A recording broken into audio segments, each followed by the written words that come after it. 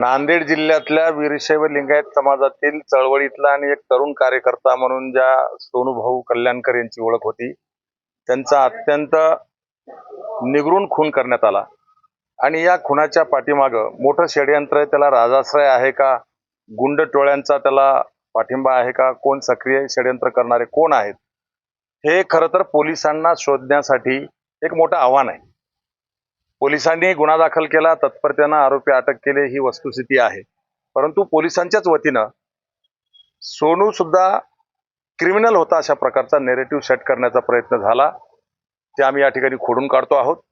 सोनू कल्याणकरवर एक खोटा गुन्हा सोडला तर दुसरा कुठलाही गुन्हा नाही. तो अत्यंत समाज उपयोगी उपक्रम राबवणारा एक तरुण कार्यकर्ता होता. आणि म्हणून अशा प्रकारे प्रेम प्रकरणाचा कट मनात धरून निगरून खून करणं हे लोकशाहीला आणि डॉक्टर बाबासाहेब आंबेडकरांच्या घटनेला अभिप्रेत नाही.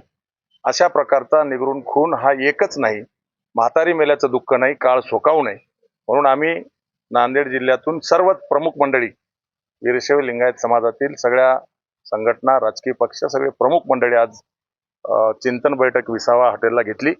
आणि त्यानंतर आम्ही एक निर्णय केला की सोनूच्या आत्म्याला शांती तर मिळेलच, कारण ते आपल्या हातात नाही, ते देवाच्या हातात आहे. परंतु पोलिसांनी पोलिसांचं काम केलं पाहिजे आणि फास्ट ट्रॅक कोर्टामध्ये ही केस चालवली पाहिजे. विशेष सरकारी वकील म्हणून नियुक्ती केली पाहिजे आणि या आरोपींना फाशीची शिक्षा कशी होईल यासाठी ही केस भक्कमपणे उभा करण्यासाठी पोलिसांनी काम करावं. नाहीतर आम्हाला रस्त्यावर उतरून आंदोलन छेडावं लागेल अशी भूमिका आज आम्ही घेतलेली आहे. आजच्या क्षणापर्यंत तरी पोलीस योग्य दिशेने तपास करत आहेत. पण त्याच्या पाठीमागं कट करणारा कोण, जेलमधून सूत्र हलवणारा जर गोलू मंगनाळे हे जर काम करत असेल तर मग प्रशासनाच्या आशीर्वादाशिवाय आणि राजकीय आशीर्वादाशिवाय हे होणं शक्य नाही. ते सगळी कट शोधून काढा. आणि 72 तासामध्ये 5-5 खुनं नांदेडमध्ये पडत आहेत. ही काही नांदेडसाठी आणि पोलीस विभागासाठी भूषणावह बाब नाही. आणि म्हणून या केसचा छडा लावा.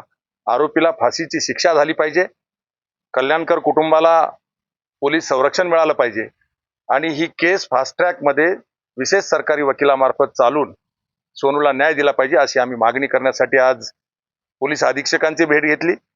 DIG साहेबांची भेट घ्यायला आम्ही या ठिकाणी आलोत आणि जिल्हाधिकाऱ्यांची भेट आम्ही घेणार आहोत. प्रशासनाला आम्ही हा इशारा देतो आहोत की आपण योग्य दिशेनं काम करा. कायद्याचं राज्य आहे, गुंडांना भीती कायद्याची वाटलीच पाहिजे. त्यासाठी पोलिसांनी काम करावं आणि सोनू कल्याणकरच्या कुटुंबियांना न्याय द्यावा यासाठी आम्ही निवेदन देण्यासाठी या ठिकाणी आलेलो आहोत. वारंवार या खुनाचे जे प्रकार आहेत वारंवार नांदेड शहरामध्ये होत आहेत. UP बिहार सारखं होतं, तसं नांदेड शहरामध्ये घटना घडत आहेत. कुठेतरी पोलीस प्रशासनावर प्रश्नचिन्ह उपस्थित होताना दिसत. हे खरं आहे. गुंडांना पोलिसांचा धाक असला पाहिजे, कायद्याची भीती वाटली पाहिजे. पण जर 72 तासामध्ये दिवसाढवळ्या 5-5 खून होत असतील तर ती काही पोलीस विभागासाठी सुद्धा भूषणावह बाब नाहीच, किंवा नांदेडकरांसाठी सुद्धा ही भूषणावह बाब नाही.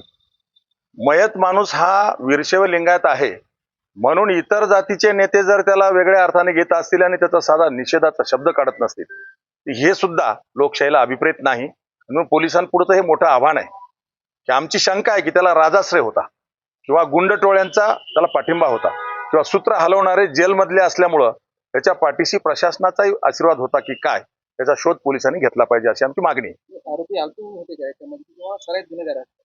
आरोपी सराईत गुन्हेगार आहेत का नाही हा पोलिसाचा भाग आहे, मी बोलणं योग्य नाही.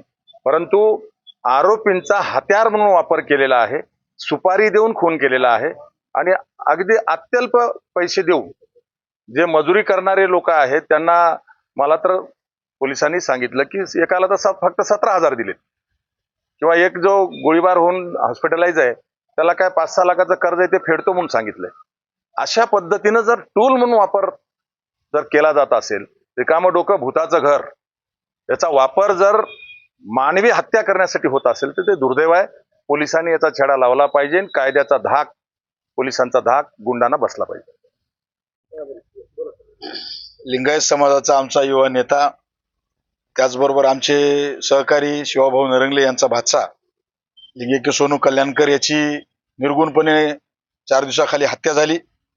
आम्ही सर्व लिंगायताची सर्व समाजातील प्रमुख नेते मंडळी सर्वजण आमचे ज्येष्ठ नेते प्राध्यापक मनोहर धोंडे सरांच्या अध्यक्षतेखाली समाजाची बैठक झाली आणि आम्ही समाजात शिष्टमंडळ SP IG आणि कलेक्टर साहेबांना भेटतोय.